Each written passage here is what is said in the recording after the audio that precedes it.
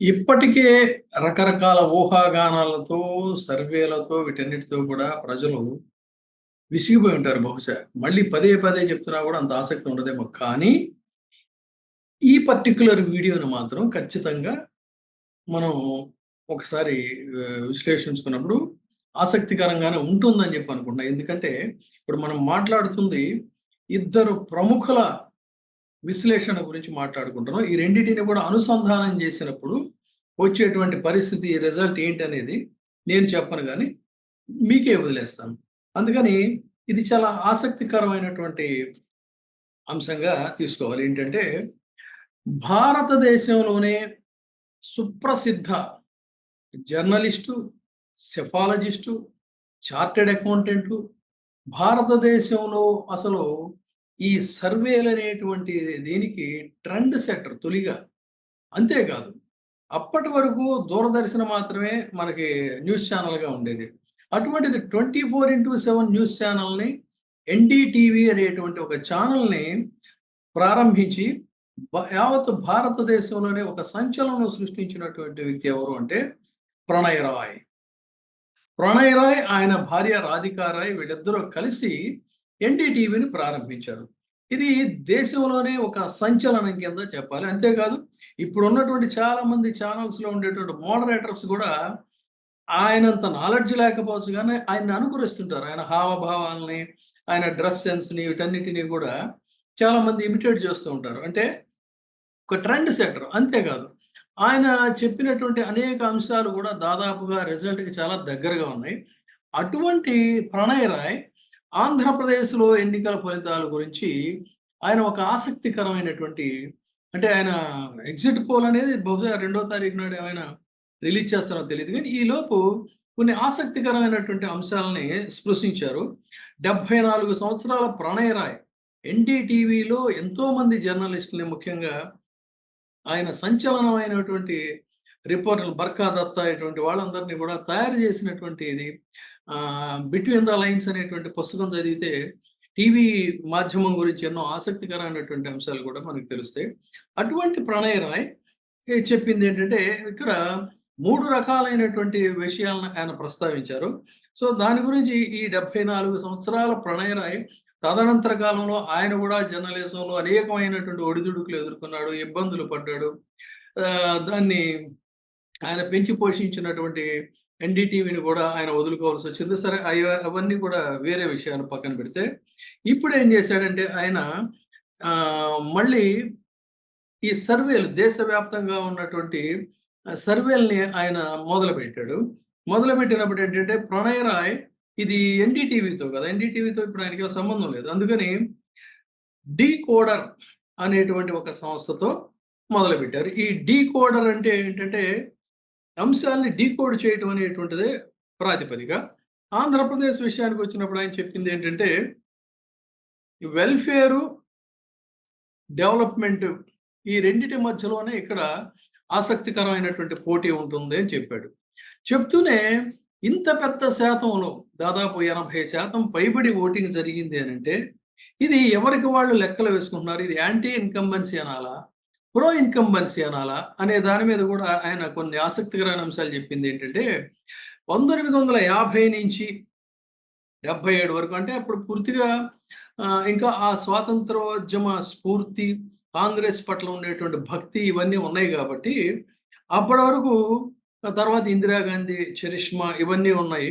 ఉన్నప్పుడేంటంటే దాదాపుగా ప్రో ఇన్కంబెన్సీతో 82% వరకు గూడా ఓట్లు పోలైనటువంటి పరిస్థితి.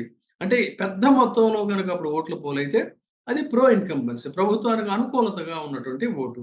కానీ 1977 నుంచి 2002 వరకు అంటే రకరకాలైనటువంటి కుంభకోణాలు, ప్రభుత్వాల యొక్క పనితీరు పట్ల ప్రజలు విసిగిపోవడం, సామాజిక సంస్థల యొక్క చైతన్యం, ప్రతిపక్షాల యొక్క చైతన్యం, ప్రతిపక్షాల యొక్క కూటములు, ఏర్పాట్లు ఇలాంటివన్నీ జరగటం వల్ల ఏమైందంటే, ప్రభుత్వ విధానాల మీద విసిగిపోయినటువంటి జనం పెద్ద మొత్తంలో ఓటెత్తారు. అంటే ఓటుకి పోటెత్తారని జెప్పాలి. ఆ విధంగా ప్రభుత్వ వ్యతిరేకత అనేటువంటితో అక్కడ పెద్ద మొత్తంలో ఓట్లు పడ్డాయి. అదే విషయాన్ని ఇప్పుడు కూటమి పదే పదే చెప్తుందేంటంటే, ఇంత పెద్ద మొత్తంలో ఓట్లు పోలాయంటే ఇది యాంటీ ఇన్కంబెన్సీ అని జెప్పి వాళ్ళ వాదన. కానీ ఇదే ప్రణయ్ రాయ్ చెప్పిందేంటంటే 2002 నుంచి 2024 వరకు ఇంత పెద్ద మొత్తంలో ఓటింగ్‌లో ఓట్లు పోలవడం అంటే, అది కొంత ప్రో ఇన్కంబెన్సీ ఉంటుంది. కొంత యాంటీ ఇన్కంబెన్సీ ఉంటుంది కాబట్టి దీన్ని మనం జడ్జ్ చేయలేము. ఎవరికి పడినయో అనేటువంటి దాన్ని ఆయన చెప్పారు. కాకపోతే మనం ఇంకొక పరిశీలనలో చూసినట్లయితే, మనం గతంలో కూడా డిస్కస్ చేసాం. అటు వెస్ట్ బెంగాల్‌లో కానీ, తమిళనాడులో కానీ, లేదు పక్కన ఉన్నటువంటి తెలంగాణ రాష్ట్రంలో గానీ, ఎన్నికలు జరిగినప్పుడు పెద్ద మొత్తంలో గతంలో ఎన్నికల పోలైనటువంటి ఓట్లు అంతకుముందు కేసీఆర్‌కి ప్రభుత్వానికి పడినటువంటి ఓట్ల కంటే తదనంతర కాలంలో పడినటువంటి ఓట్లు చాలా శాతం ఎక్కువ. మమతా బెనర్జీ విషయంలో గూడా అంతే. అక్కడ డీఎంకే వ్యవహారంలో గూడా అంతే. ఇట్లా అనేక చోట్ల ఈ ఓట్లు పెద్ద మొత్తంలో పోలైనప్పుడు అది అనుకూలమైనటువంటి ఓటు కిందే వచ్చింది తప్ప మరొకటి కాదు. సరే ఇక్కడ ప్రణయ్ రాయ్ చెప్పిందేంటంటే 50, 50 అన్నారు. సరే 50, 50 అని ఆయన అక్కడితో అనుంటే అది ఒక సస్పెన్స్ చిత్రం కింద ఉండేది. కానీ ఇంకొక ఆసక్తికరమైనటువంటి అంశాన్ని స్పృశించిందేంటంటే, దాదాపుగా రూరల్ ఏరియాలో 65% ఓట్లు వైసీపీకి అనుకూలంగా ఉన్నాయని చెప్పడం ఇక్కడ గమనించదగినటువంటి అంశం. అర్బన్‌లో 60% టీడీపీకి అనుకూలంగా ఉన్నాయి. రూరల్‌లో 65% ఉంది. అంతేకాకుండా మహిళలు పెద్ద మొత్తంలో వైసీపీకి అనుకూలంగా ఉన్నారనేటువంటిది కూడా ఇక్కడ గమనించాల్సిన విషయం. పదే పదే వైసీపీ అనుకూలమైనటువంటి వారు కూడా చెప్తుందేంటంటే, మహిళల ఓట్లన్నీ కూడా గంపగుత్తగా వైసీపీకి పడుతున్నాయి. అతి కొద్ది శాతం మాత్రమే టీడీపీ కూటమికి, అది అర్బన్ ఏరియాలోనో ఇలాంటి చోట్ల మాత్రమే అనేది చాలా స్పష్టంగా చెప్తున్నారు. ఇది వారు చెప్పింది కూడా ఏంటంటే, మహిళలు పెద్ద మొత్తంలో వైసీపీ వెనకాల ఉన్నారు అనేటువంటిది.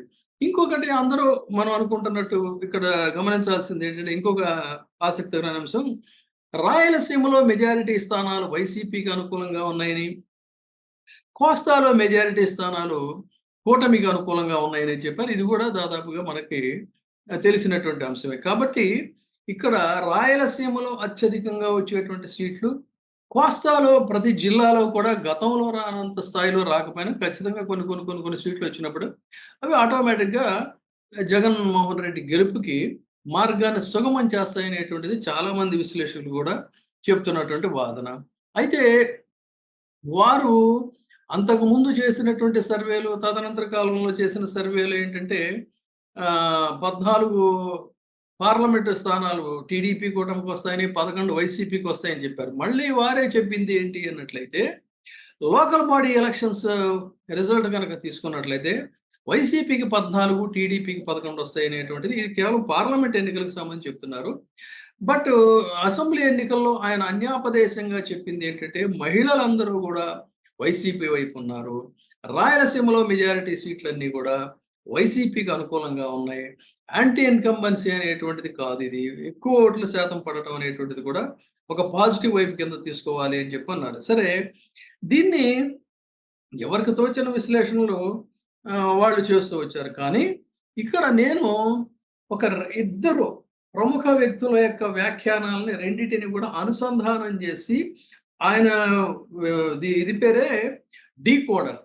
సో, నేను దీన్ని ఇద్దరు కామెంట్స్‌ని పరిశీలించి దాన్ని నేను డీకోడ్ చేసినప్పుడు ఒక ఆసక్తికరమైన అంశం వచ్చింది. ఎవరు ఆ రెండో వ్యక్తి అన్నట్లయితే ఆంధ్రప్రదేశ్‌లో కానీ, ఉభయ తెలుగు రాష్ట్రాల్లో గాని, చాలా చోట్ల గాని అందరికీ తెలిసినటువంటి వ్యక్తి కేవీపీ రామచంద్రరావు.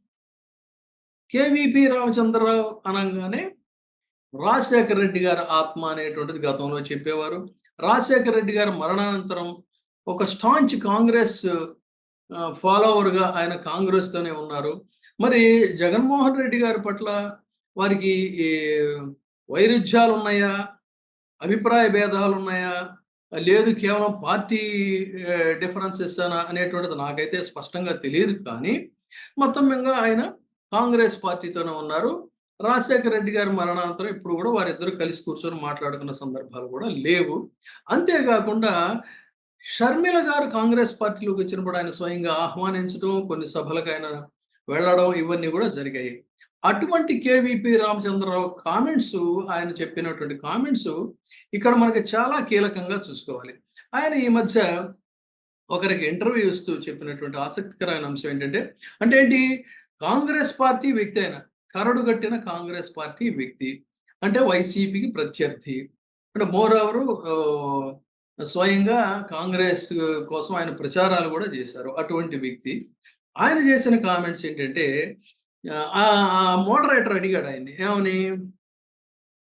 పవన్ కళ్యాణ్ వైసీపీకి 45-67 సీట్ల మధ్యలోనే వస్తాయి తప్ప అంతకు మించి దాటవు అని చెప్పని పవన్ కళ్యాణ్ అన్నాడు. మరి దానికి మీరేమంటారు అని అడిగాడు. చాలా కీలకమైనటువంటి ఆన్సర్ ఇచ్చాడాయన. అది ఆసక్తికరం. అంటే ఆయన చాలా కూల్‌గా ఆయన స్టైల్ ఆఫ్ ఫంక్షనింగ్ అలా ఉంటుంది కాబట్టి ఆయన చాలా కూల్‌గా చెప్పిందేంటంటే, పవన్ కళ్యాణ్ అనేటువంటి వ్యక్తి ఏది ఏమైనా జగన్మోహన్ రెడ్డి గారిని దించాలి.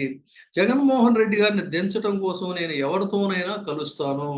ఏ రకంగానైనా నేను వ్యవహరిస్తాను అని చెప్పన్నటువంటి వ్యక్తి. అటువంటి వ్యక్తే 67 సీట్లు జగన్మోహన్ రెడ్డి గారికి వస్తాయని చెప్పినప్పుడు అంటే దాని అర్థం ఏంటి? పవన్ కళ్యాణ్ చెప్పిన ప్రకారంగా 67 సీట్లు అంటే కేవలం అధికారం కైవసం చేసుకోవడానికి 20 సీట్లు మాత్రమే కావాలి. ఇది ఆయన చెప్పింది. అంటే పవన్ కళ్యాణే 67 అన్నాడు అనంటే ఇక మిగతా 20 సీట్లనేవి చాలా ఆటోమేటిక్‌గా వస్తాయి. అంతేకాదు ఇంకొక ఆసక్తికరమైన ఇది చెప్పిందేంటంటే, జగన్మోహన్ రెడ్డి గారికి ఏ ప్రాంతంలో చూసినా సరే 40% ఓట్లు సాలిడ్‌గా ఉన్నాయనేటువంటి ఒక అంశాన్ని ఆయన చాలా విస్పష్టంగా చెప్పారు. 40% ఓట్లు జగన్మోహన్ రెడ్డి గారికి ఉన్నాయి. దేశంలో 33% ఓట్లే ఉన్నటువంటి నరేంద్ర మోడీ గారు 340 సీట్లు తో అధికారాన్ని కైవసం చేసుకున్నారనే అంశాన్ని కూడా ఆయన గుర్తు చేశారు. అంటే 33% ఓట్లు ఉన్నటువంటి బీజేపీయే 340 ఓట్లు సాధించినప్పుడు 40% ఓట్లు ఉన్నటువంటి జగన్మోహన్ రెడ్డి గారు మిగతా ఓట్లన్నిటితో కూడా అంటే ఆయనకున్న సాలిడ్ ఓట్ బ్యాంకు. తదనంతరం ఈ ప్రచారాలు, ఆయన స్కీములు, ఆయన వ్యవహారాలు, ఆయన మోటివేట్ చేసినటువంటి దీంతో పడేటువంటి ఓట్లు 20 సీట్లు రావా? అది ఆయన ప్రత్యక్షంగా చెప్పడానికి సాధ్యం కాదు గాబట్టి, చాలా చక్కగా ఆయన అన్యాపదేశంగా జగన్మోహన్ రెడ్డి గారి గెలుపు అనివార్యం అనేటువంటిది ఆయన చెప్పారు. ఇక్కడ ప్రణయ్ రాయ్ చెప్పినటువంటి అంశం గూడా ఇదే. ఈ రెండింటిని కలిపి బేరీజు వేసుకుంటే జగన్మోహన్ రెడ్డి గారి విజయం తథ్యం. అయితే ఆయనకున్నటువంటి లెక్కలు సరే అవి వేరు. వాటి గురించి మనం ప్రస్తావించట్ల. ఒక ప్రత్యర్థిగా ఉన్నటువంటి సీనియర్ నాయకుడు కేవీపీ రామచంద్రరావు గారు ఇలా వ్యాఖ్యానించడం అనేటువంటిది ఆసక్తికర అంశం.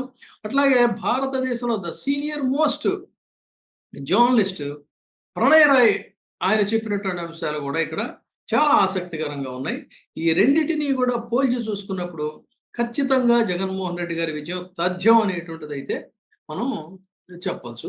కాబట్టి ఈ రెండిటిని గూడా బేరీజు వేసుకొని మీరే డిసైడ్ చేసుకోవచ్చు. వీరిద్దరి వీడియోలు గూడా యూట్యూబ్‌లో ఉన్నాయి. కావాలంటే మీరు వాటిని గూడా పరిశీలించవచ్చు. ఇందులో ఎక్కడ గూడా కల్పితం అనేటువంటిది లేదు.